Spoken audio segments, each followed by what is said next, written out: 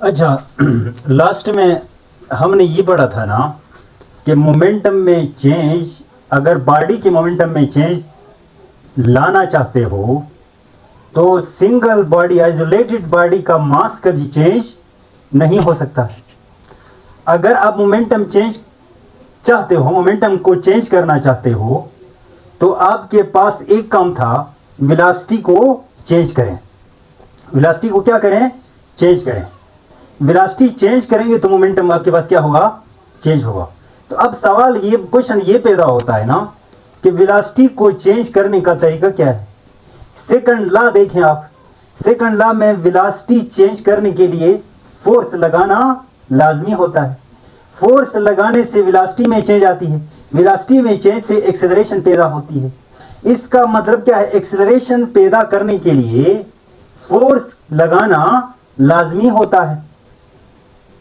कौन सी force? Unbalance force का होना लाजमी है। इसी तरह मैं यहां लिख रहा हूं, देखो, फोर्स एंड लीनियर मोमेंटम का मतलब यह है ना कि अगर आप मोमेंटम चेंज करना चाहते हो तो हमेशा हमेशा के लिए अनबैलेंस फोर्स लगा दो। यहां मैंने फोर्स लिखा है, इस फोर्स का मतलब होता है unbalance force.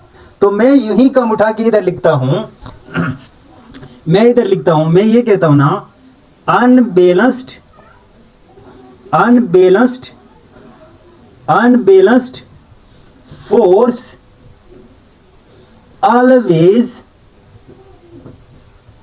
change linear momentum। Linear momentum क्या कहा मैंने? क्या कहा मैंने? कहा भाई, सेकंड लॉ में आपने ये पढ़ा था ना कि जब भी अनबैलेंस फोर्स लगती है तो वेलोसिटी में चेंज आती है, और अभी मैंने पढ़ाया है वेलोसिटी में जब चेंज आती है तो मोमेंटम में चेंज आ जाता है। इसका मतलब मैंने शर्ट में लिखा ये है ना, unbalance force always change linear momentum. ये तो एक वर्बली एक बात है, unbalance force always change linear momentum. कैसे? जरा देखें, मेरे पास ये बॉडी है एम, नजर आ रहा है ना? मेरे पास ये बॉडी है, ये रिस्ट पे है। ये बॉडी किस में है? रिस्ट में है। रिस्ट का मतलब इनिशियल वेलोसिटी इसका क्या है? जीरो है। रिस्ट का मतलब इनिशियल वेलोसिटी क्या है? जीरो है। मैंने इस पर लगाया क्या? फोर्स। क्या लगाया? फोर्स। तो आप बताओ, जब फोर्स लगाएंगे तो ये बॉडी मोशन में आएगी ना? मोशन में आएगी तो क्या इसकी इनिशियल वेलोसिटी जीरो थी तो हमेशा जीरो रहेगी? नहीं, ये अनबैलेंस फोर्स है और अनबैलेंस फोर्स हमेशा बॉडी को मोशन कराएगी। तो बताओ, इसका फाइनल वेलोसिटी कुछ ना कुछ बनेगी ना? तो मैंने फाइनल वेलोसिटी को v का नाम दिया। मैंने कहा बस वेलोसिटी बॉडी के अंदर आ गई है। किस बॉडी के अंदर? रेस्ट वाली बॉडी के अंदर।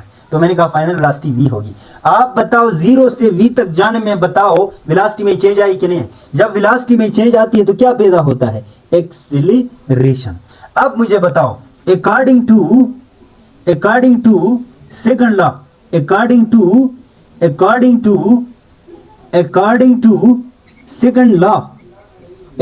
To Newton's second law, F is equal to ma। अब एक बात याद रखो, F is equal to ma। मैं आपको प्रूफ करके दे रहा हूं। मैं आपको किस बात का प्रूफ दे रहा हूं? मैंने जो लिखा है इस बात का मैं आपको मैथमेटिकल प्रूफ दे रहा हूं।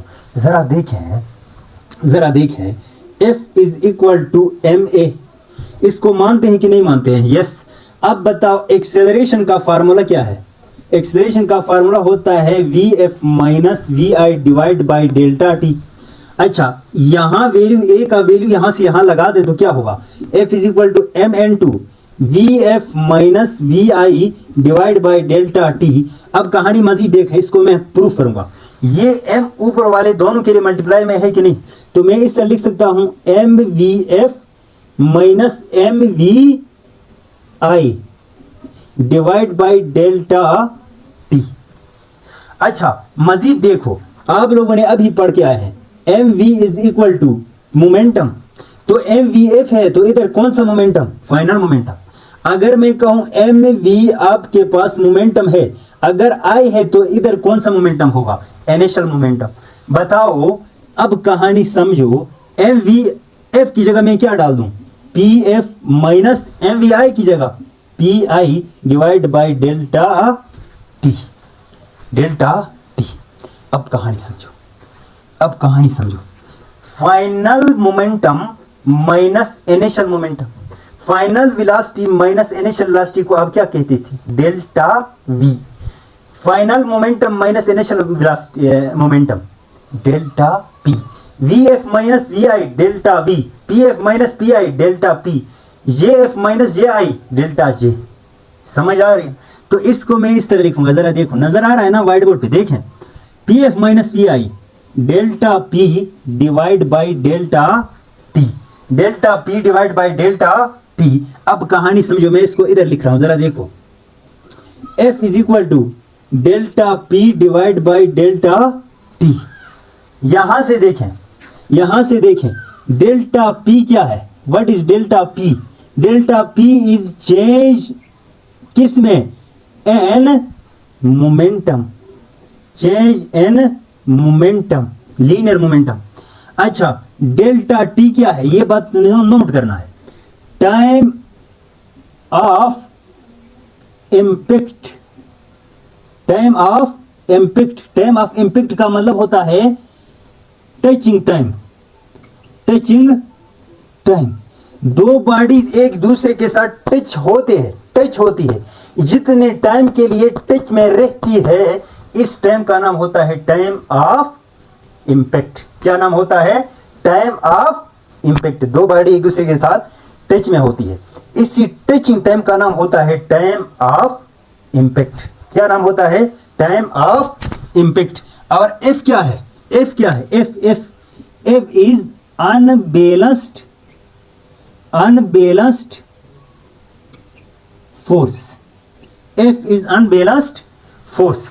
अब यहां से मैं फोर्स का इधर से मिटा रहा हूं, जरा देखो, इधर से मैं मिटा रहा हूं। मैं आपको एक फोर्स का एक नया डिफाइन देता हूं। फोर्स का एक डिफाइन तो आपने ये लिखा था ना, सेकंड लॉ में लिखा था। एक फोर्स का मैं नया डिफाइन दूंगा, F is equal to delta P divide by delta T. मैंने आपको एक बात बताई थी कि भाई जब भी कोई क्वांटिटी टाइम पे डिवाइड होता है तो उसे रेट कहा जाता है। उसे क्या कहा जाता है? रेट। तो मैं इसे लिख सकता हूं, डिफिनेशन फोर्स का देखो, फोर्स का डिफाइन देखो, rate of change of, rate of change of linear momentum, linear momentum, rate of change of linear momentum is called, is called क्या क्या क्या? Is called force, is called force. Rate of change of linear momentum is called force. आपसे पूछा जाएगा, आप बताओ, एक इस तरह का पूछा जाएगा कि भाई यूनिट बताओ। भाई फोर्स है तो फोर्स का यूनिट क्या होता है? न्यूटन। न्यूटन होगा कि नहीं होगा? और सिंबल क्या होगी? एन। लेकिन याद रखें, वो आपको इस तरह का क्वेश्चन बना के देगा, आपने बिल्कुल डरना नहीं है। वो कहेगा the unit of delta P divide by delta T is Newton. ये पॉइंट लिख लो। मैंने कहा delta P divide by delta T का यूनिट क्या होगा? न्यूटन। क्योंकि delta P divide by delta T क्या है? फोर्स है। Delta P divide by delta T क्या है? फोर्स है। Delta P divide by delta T, dimension क्या है? तो फोर्स की डायमेंशन, डायमेंशन क्या है? जो फोर्स की डायमेंशन है वही उसकी डायमेंशन होगी। यहां तक बात क्लियर है कि नहीं है? यहां तक बात क्लियर है कि नहीं? इस बात को सुने, ये जो delta P divide by delta T है ना, दिस इज सेकंड लॉ। ये क्या है बच्चों? सेकंड लॉ है। And always, always applicable, always applicable, हमेशा लगेगा। ऑलवेज एप्लीकेबल का मतलब क्या है? चाहे आपके पास बॉडी का मास कांस्टेंट हो, या चाहे आपके पास कांस्टेंट मास हो, या चाहे आपके पास वेरिएबल मास हो, वेरिएबल मास हो, दोनों के लिए ये वाला फार्मूला काम आएगा। और ये आपके पास सेकंड लॉ है। ये आपके पास क्या है? सेकंड लॉ है। एक बात और याद रखें, इसमें मैं आपको डेल्टा पी निकाल के कर दूं। मैं इससे पहले मैं आपको कुछ बातें सिखाता हूं, कुछ बातें सिखाता हूं। अच्छा, कुछ बातें क्या सिखाता हूं? स्टार नंबर 1 लगाएं आप। स्टार नंबर 1 में ये है ना कि अगर आप फोर्स इंक्रीज करते हैं तो मोमेंटम में जो चेंज आएगी वो भी क्या आएगी? ज्यादा। क्योंकि मोमेंटम ही, फोर्स ही मोमेंटम को क्या कर रही है, चेंज कर रही है। अगर चेंज ज्यादा आती है इसका मतलब फोर्स ज्यादा लगती है, अगर फोर्स ज्यादा लगाते हो तो मोमेंटम में चेंज ज्यादा आएगा। अब सुने कहानी दूसरी पॉइंट नंबर 2, अगर फोर्स ज्यादा चाहते हो तो टाइम ऑफ इम्पैक्ट कम होगा। इनवर्स में टाइम ऑफ इम्पैक्ट कम तो फोर्स ज्यादा, क्योंकि नीचे वाला डिनोमिनेटर में जो क्वांटिटी होती है वो इसके लिए इनवर्स में होती है। अब जरा देखें, अगर टाइम कम, कंटिक टाइम ऑफ इम्पैक्ट कौन सा टाइम, दो बॉडी का टचिंग टाइम अगर कम है तो उस वक्त फोर्स ज्यादा होगी।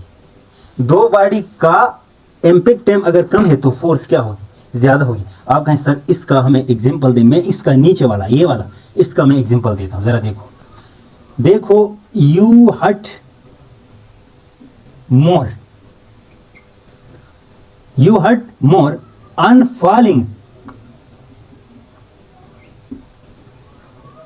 falling you hurt more on falling on foam than concrete। मेरा क्वेश्चन देखिए, मैंने कहा आप छत से गिर रहे हैं, ऊपर से गिर गए हैं, ऊपर से गिरते वक्त अगर आप नीचे अगर फोम पे गिरे हैं तो चोट ज्यादा आएगी। चोट का मतलब फोर्स है, चोट ज्यादा आएगी। या आप ऐसे कंक्रीट वाले फर्श पे गिरेंगे तो चोट ज्यादा आएगी।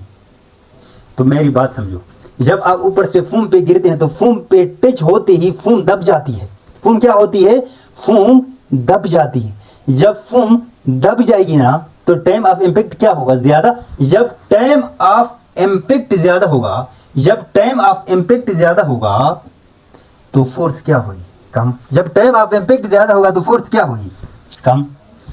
अब आप कंक्रीट पे गिर रहे हैं, कंक्रीट पे जब आप गिर जाते हैं तो बताओ कंक्रीट और आपके बॉडी के बीच में जो टाइम ऑफ इम्पैक्ट है वो बहुत कम होता है कि नहीं होता है, वो बहुत कम होता है। और टाइम ऑफ इम्पैक्ट कम तो फोर्स ज्यादा लगेगी। अच्छा एक क्वेश्चन में इस पे मैं एक बात और आपको बताऊं, वाई ना करके मैं एक काम करता हूं, मैं कहता हूं cricket players bend their hands while catching ball.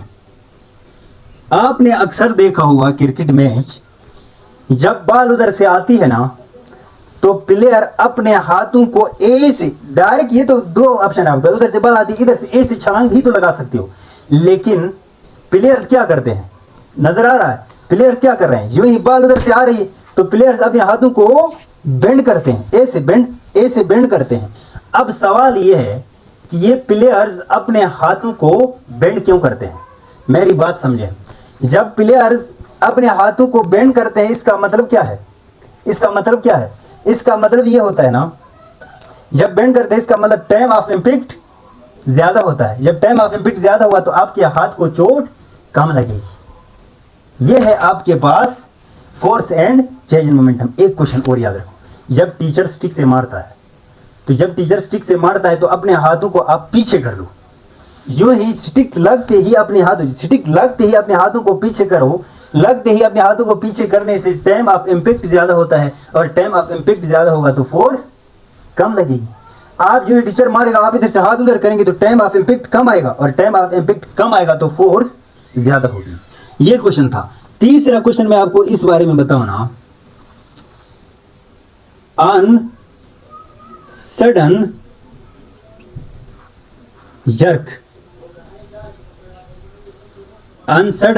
jerk on hairs of your head has great chance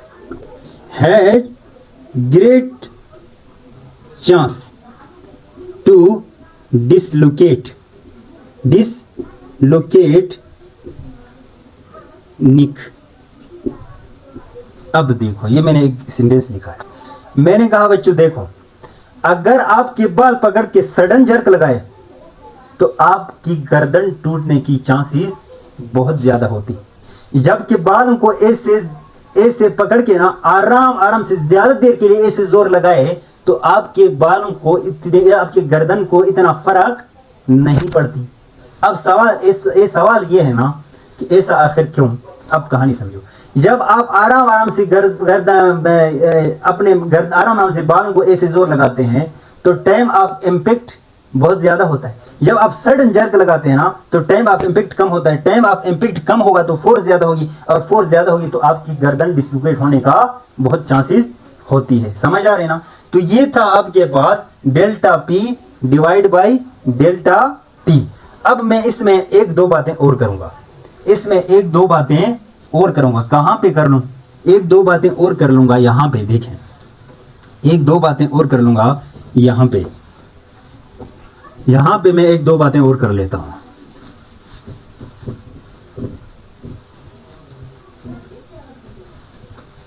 जरा देखें, यहां पे मैं एक दो बातें और करता हूं।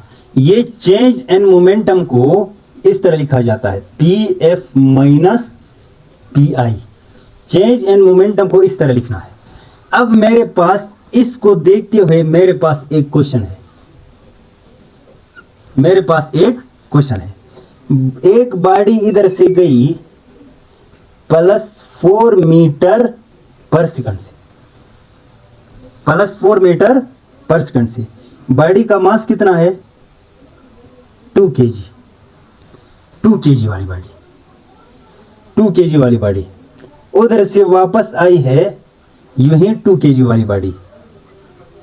कितनी आई है, कितनी मतलब स्पीड चेंज नहीं हुआ है, -4 मीटर पर सेकंड।